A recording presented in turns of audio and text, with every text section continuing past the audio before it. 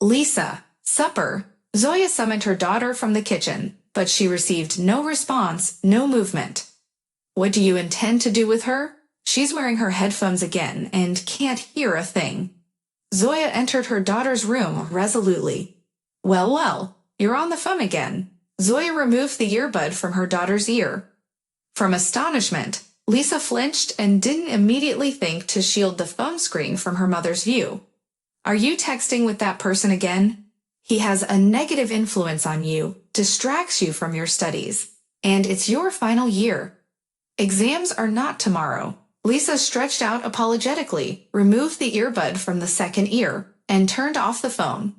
Let's go to supper, Zoya repeated sternly and headed for the door. Lisa breathed out wearily and obediently rose from the sofa. She didn't have the appetite, but it was wiser not to disagree with her mother. She hesitantly speared the pasta with her fork and glanced at her mom from the side. Finish your meal. Your Romeo can wait for you. Zoya noticed her daughter's glances in her own way. His name is Igor, quietly corrected her mother Lisa. Tell me please, I didn't know, Zoya said mockingly. It's too early to get pregnant. We're just friends. Mom, come on, asked Lisa. Zoya placed a cup of tea in front of her daughter and served a plate of cottage cheese. Eat, only your eyes are left, she said calmly to her daughter. What, did Mom see our messages yesterday? She doesn't like me, Igor said when he met Lisa at school the following day. Don't fret, she didn't. And concerning the fact that she doesn't fancy you, she's just concerned about me. She doesn't desire me to make the same error she did. You know, she fell in love her second year of high school and got wedded right away. When she gave birth to me, it was a lot of pressure. Studying, lack of money, me. She and my father weren't prepared for it. They started to quarrel a lot. My mom said it was like he'd been substituted. She took a sabbatical and came home with me to my parents. And my father, he never called, never came. It's like he excluded us from his life. He filed for divorce. It was very tough on my mom. Her parents were concerned, scolded her for marrying early. From a student, what alimony? And then, when my father commenced working, she showed pride, didn't humiliate herself, and didn't apply for alimony. That's all love is, Lisa sighed. Mother did not return to school. She joined the workforce as a basic administrator at the museum, working part-time as a cleaner. I am uninterested in pursuing such a path. Lisa strolled beside Igor with her head lowered. Until our graduation from the institute, the thought of marriage shouldn't even cross our minds. I am not contemplating anything of that sort. Why did your mother not remarry? Igor inquired, gazing at Lisa. There were numerous suitors, but she worried about me, a peculiar man in the household. Perhaps she simply hadn't encountered her soulmate yet. I understand, Igor murmured. Listen, my father has an acquaintance. He recently visited us. He's a wonderful man. His wife passed away during childbirth 3 years ago. The baby too. I knew Aunt Luba. She was stunning. I felt sympathetic toward her. I heard him inform my father that he's tired of solitude. He desires a family, but he's afraid. He compares everyone to his wife. And you're proposing that I introduce him to my mom. Well, you're insane. Lisa even halted in astonishment. What's the significant issue? She doesn't permit you to accompany me anywhere. If she had a personal life, it would be simpler to handle it. And so, sighed Yeager. You believe so. Only my mother is not so lenient to acquaint herself with a man. She believes that you are all undependable, that you cannot be trusted. At the slightest difficulty, run and throw. Saying this, Lisa noticed that Igor frowned and saddened. This is she is talking about grown-ups, not about you. Lisa calmed Igor. And I'm not a man. A child, in your opinion? Snarled offended Igor. Do not take offense. She is afraid that you can do to me what my father did to her. Do you understand? Lisa conciliatory stroked Yeager's hand. You've never seen him, father. Already more calmly asked Yeager. Where from? We left. He didn't write or come. He probably has another family long ago. Perhaps I have a brother or sister. Can you imagine? Lisa smiled sadly. You and I shall bear 2 offspring. Igor became animated, so they wouldn't be bored. We had an agreement. Lisa gazed at her companion critically. She admired Igor greatly. When he was nearby, as he was now, her heart commenced beating vigorously, and a pleasant warmth overflowed. She yearned more than anything to kiss him, to embrace him, and never part for an instant. But Mom, let's depart. Why did you rise? Lisa yelled at Igor, and then proceeded first. Jaeger caught up with her. So, what shall we introduce them? Nothing will transpire. Mom does not regard men. Not at all. And we'll devise something. Igor did not insist. The snow was descending, and Lisa and Igor were oblivious to it, conversing about how to introduce adults who dread new acquaintances. In the evening, Lisa informed her mother that on Friday there would be a parent-teacher gathering concerning the forthcoming graduation celebration. Already, so early, Zoya was taken aback. Mother, prior to the summer, all the restaurants will be reserved. We'll need to sit in the school cafeteria. That's terrible. Lisa expressed her displeasure. All right, what time is the gathering? Mom asked wearily. At 7 in the evening. Okay, sure. However, you'll need to assist me with tidying up after work, or else I won't have enough time. Zoya anticipated Lisa to complain, to mention that she had many lessons to complete, that she had things to attend to. Fine. Lisa surprisingly agreed easily, which caught her mother off guard. On Friday, she genuinely aided her mom in cleaning the staircases and the museum's hallway.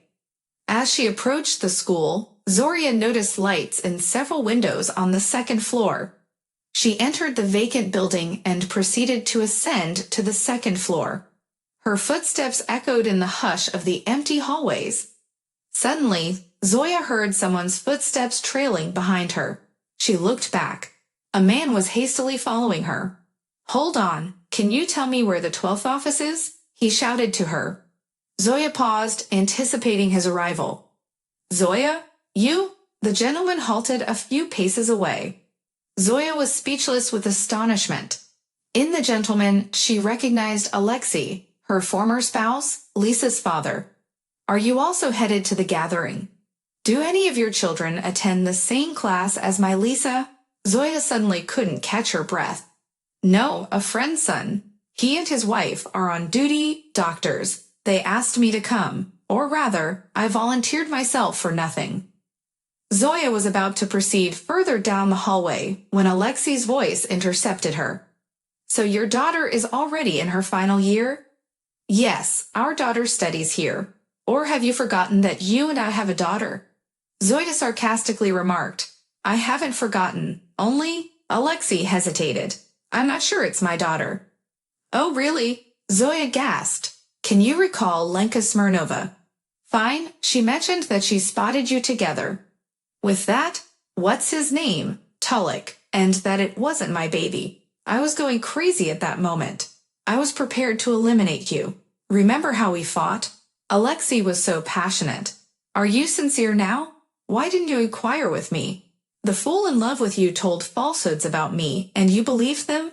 Because of that, you didn't call, didn't come, initiated divorce proceedings?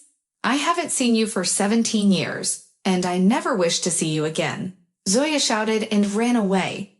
Her heels clattered through the quietness of the school corridor with a machine gun burst. Wait, Zoya, belatedly called out Alexei, and rushed to catch up with her.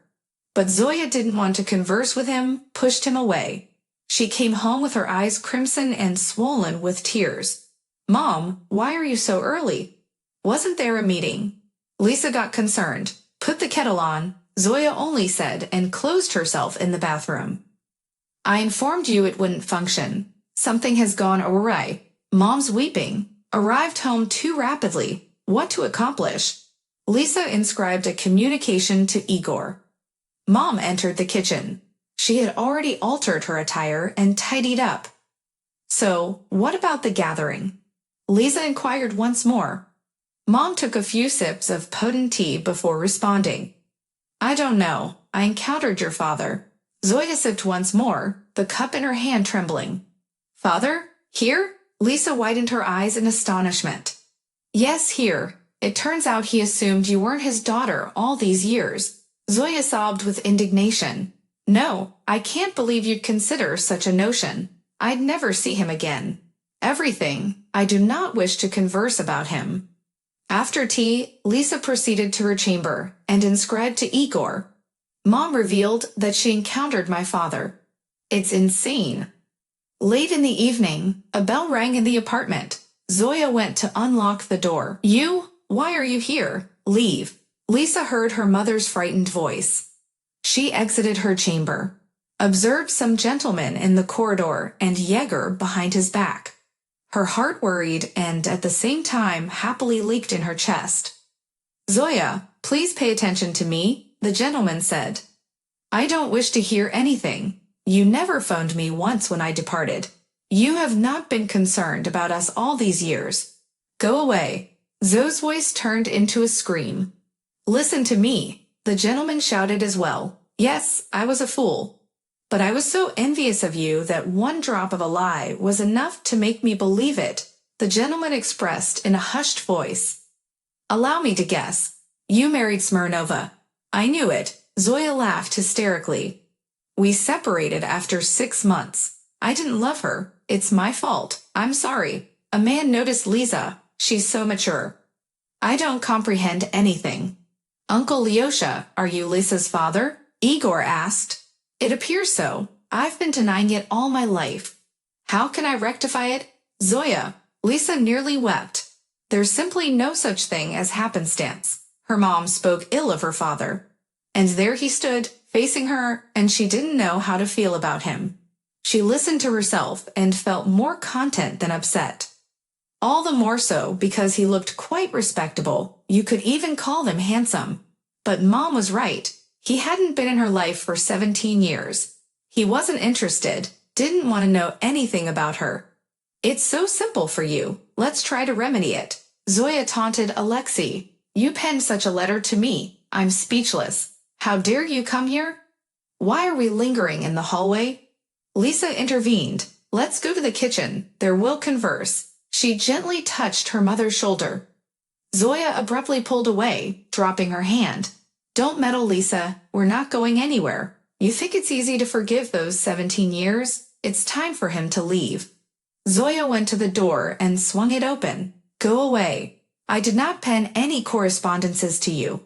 Lisa is correct. We require to depart. With teardrops in her tone echoed Zoya as she ventured into her chamber. All night, Liza overheard her mother turning in the adjacent chamber, sighing and weeping. And Lisa contemplated her father, reflecting on what she had gleaned from the snippets of sentences. Somebody had deceived them both, parted them, and they had believed separated. Why is it so arduous for people to converse? A DNA examination would have quelled all doubts. The subsequent day after school, he and Igor were contemplating what to accomplish. I will converse with Uncle Lyosha. He is intrigued in ascertaining the veracity, Jaeger pledged. And you consent to do the examination? Certainly. For several days the circumstance was strained. Zoya declined to discuss her father with Lisa, and she eagerly awaited the test outcome. Igor convinced Uncle Lyosha to visit Lisa's mother, and there, all together, to peruse the conclusion. Lisa indeed turned out to be Alexei's offspring, the precise individual with whom he and Igor aspired to introduce her mother, organize their encounter at school. 17 years of animosity are challenging to erase. Alexei didn't hasten Zoya, endured her accusations patiently, implored pardon. Eventually, Zoya pardoned him. Lisa united them, desiring a paternal figure intensely. The crucial point is that they are all united, even if it's post 17 years. You ought not to trust hearsay as the expressions of a jealous companion, notably one who loves your spouse.